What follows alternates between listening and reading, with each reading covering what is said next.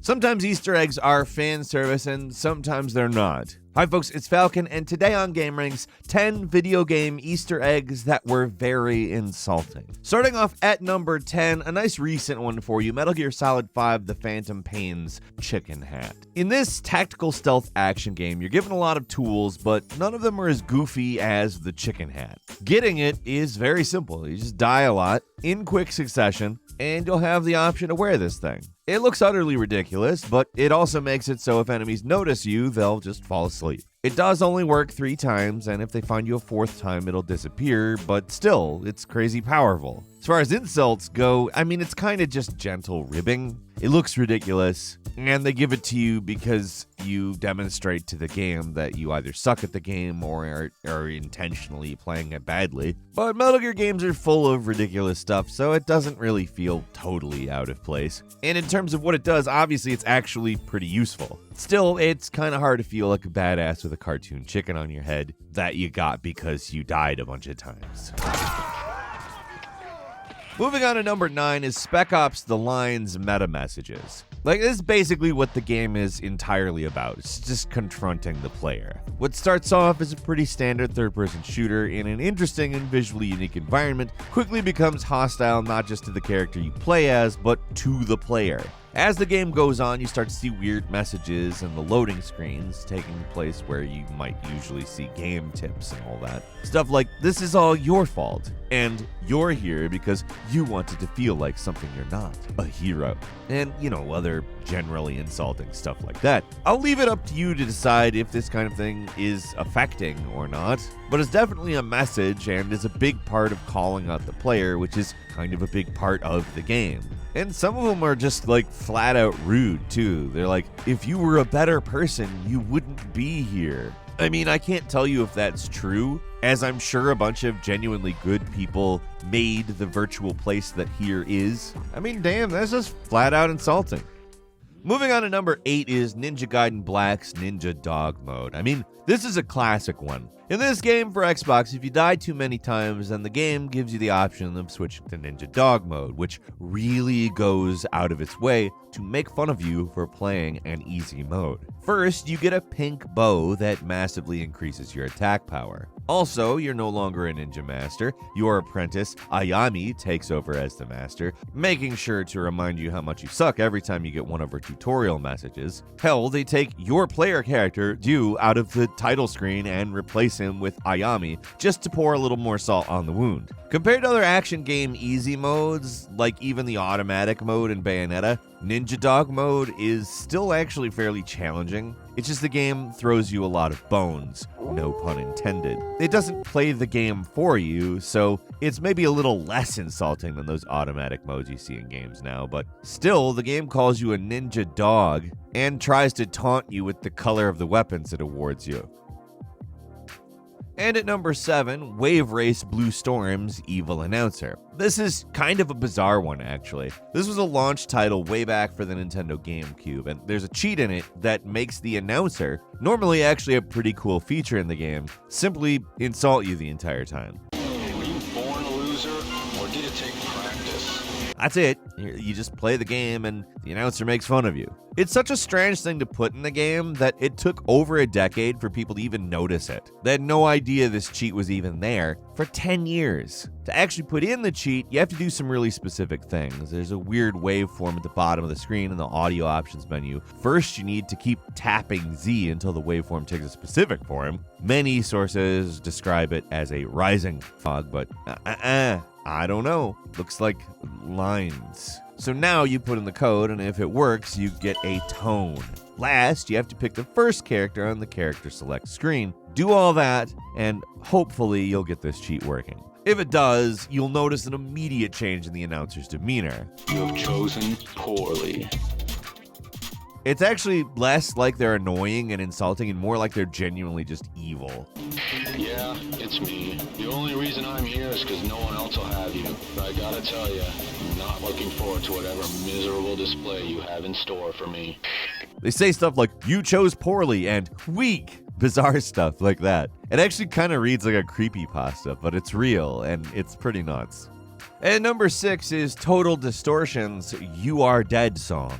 This 1995 adventure game loves to insult you. If this list were just about the quantity of insults in a game, this might have been number 1. If you fail a puzzle, it mocks you. You die and check the game's awards screen, calls you a loser. You play on easy mode, the game makes fun of you, it just never stops. Probably the funniest, though, is the Guitar Warrior, where if you die, it'll play you an entire 2-minute song making fun of you for dying, and I'm dead, dead, dead. I mean, it just keeps going. 2 minutes doesn't seem like it could feel like a long time, but even though this is a funny and enjoyable song, it does really seem to never stop. It's got amazing lyrics like, "What a pitiful waste of a human life."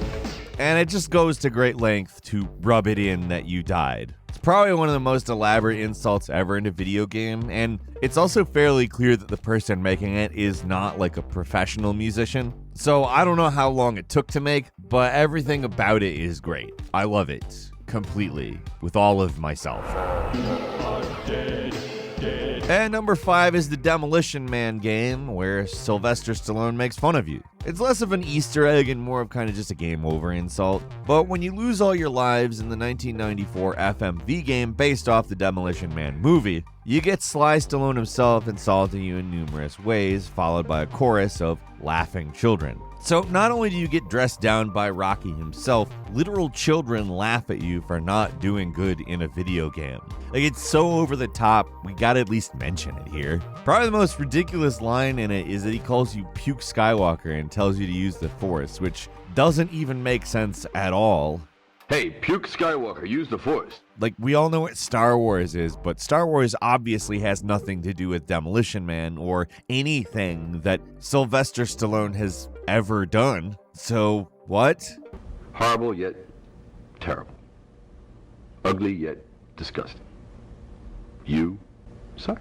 And number 4 is Space Quest 1's Instant Replay. The Sierra adventure games made by two guys from Andromeda, Scott Murphy and Mark Crow, are notorious for their elaborate ways they can kill you, and they very often add an insult to injury. The most elaborate death out of all of them came in the Space Quest 1 remake, where if you choose to stick your hand in this very obvious pool of acid, you get this elaborate scene where the guys from Andromeda appear to insult you for doing something so obviously deadly in a game so notorious for killing the player. Going along with this game gives you the instant replay of the death along with helpful pointers and circles to really hammer the point home. It's basically the game finding a really elaborate way to say, duh. And number 3 is the Lost World Jurassic Park sarcastic Jeff Goldblum. Yep, that is right. Jeff Goldblum appears to insult you at the end of the Lost World Jurassic Park for PS1. Like, really, like that's a real thing. He only appears in the secret ending, obviously, otherwise it wouldn't be much of an Easter egg. But here's how to get it. You have to collect all of the DNA bonuses in every level playing as every character. Basically, you have to 100% the game playing as every character, and it's a lot. You gotta play as Compy, a hunter, a velociraptor, a T-Rex, and you finish it up with Sarah Harding. And you have to get every DNA bonus in every level. You do all that, and you watch the secret ending. It's supposed to be Ian Malcolm, Jeff Goldblum's character from the Jurassic Park series, but the comments he makes are pretty clearly directed at the player rather than something going on in the world of Jurassic Park. Basically, he congratulates you for finishing the game in a sarcastic possible way. Way to go! Before telling you to go outside. Yeah, he's definitely just insulting you and wasting your time, but it is genuinely funny and it feels worth it for some reason, which is maybe a personal flaw in all of us. Well, you are something. At number 2 is the Dirty Harry Ha Ha Ha Room. This is a particularly evil one. It's a pretty crappy game too, way back in the NES days, based off the Dirty Harry movies. There's a room you can find, a evil room, might I go ahead and say, that's gone down in video game history as a total FU to the player. How, you might ask? It's pretty simple. A big part of the gameplay involves going through doors in apartment buildings and going inside rooms to find stuff. Sometimes you get something useful, sometimes it's a waste of time, a dead end, but they all have one thing in common. You can actually leave. That's what makes the Ha Ha Ha room so evil. Randomly, while you're exploring the first level, you can open up a door. No big deal, you've done it a dozen times already, but wait, what is this? There is no door out. It just says ha ha ha in place of a door. You literally cannot leave. That's it, you're stuck. Only way out, the reset button. Isn't that just super fun? I mean, why would they put a room like this in the game? Just to be dicks? I guess. That's kind of the only possible answer. Like, this room sucks, and also the game sucks, like, itself. It's not a great game anyways, so let's just move on. The point is the developers for that game were dicks.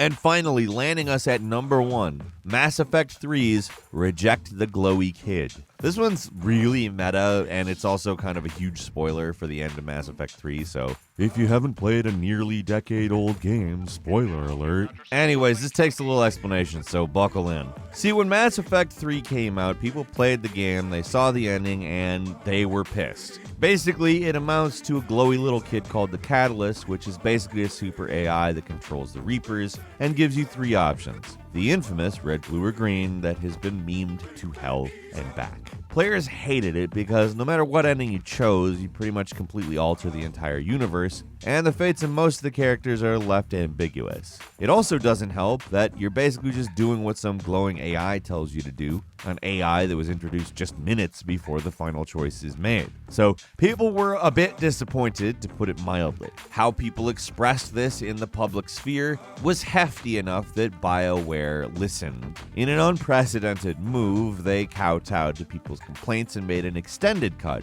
basically explaining the original endings and offering a new 4th option. It's kind of the ultimate insult, though. If people thought they'd get a little more actual agency in this role-playing game, they were mistaken. When you take the 4th option and reject the Catalyst 3 endings, oops, the Reaper Purge is successful and everyone you know is dead. Another job well done. So yeah, maybe you chose the 4th option just to see if something new would happen, like they use the Catalyst in some way, or you can get like a true ending that's not so grim. But nope, just hard cuts to this weird scene where you either hear about how everyone died and the next galactic civilization came around, did things right. It's not a direct insult to the player, but they're basically saying the player made the wrong choice. It's also a punch to the gut for anyone hoping there would be a new, better ending that maybe tied things up in a more positive way. Now, I'm not gonna lie, there is a part of me that really likes what they did with this. I mean, it's kind of a fantastic trolling, but there's another part of me that understands that people had to earn money to buy the game, and they were kind of just insulted by it. Twice. Actually, you know, I still kind of love it. It's hard not to love the kind of cavalier attitude that telegraphs. It's not something I'm going to be angry at people for being mad about, but, like, it's actually really funny. What do you think? So perfect. Do you get a kick out of when a video game insults you? Or does it piss you off? I mean, all of these take some degree of work to find, and they're basically just saying, F you, man, in some way. So leave us a comment and let us know. If you like this video, please click like. If you're not subscribed, now's a great time to do so. We upload brand new videos every day of the week, and the best way to see them first is, of course, a subscription. So click subscribe and don't forget to enable all notifications. As always, thank you very much for watching this video. I'm Falcon. You can follow me on Twitter at Falcon Hero.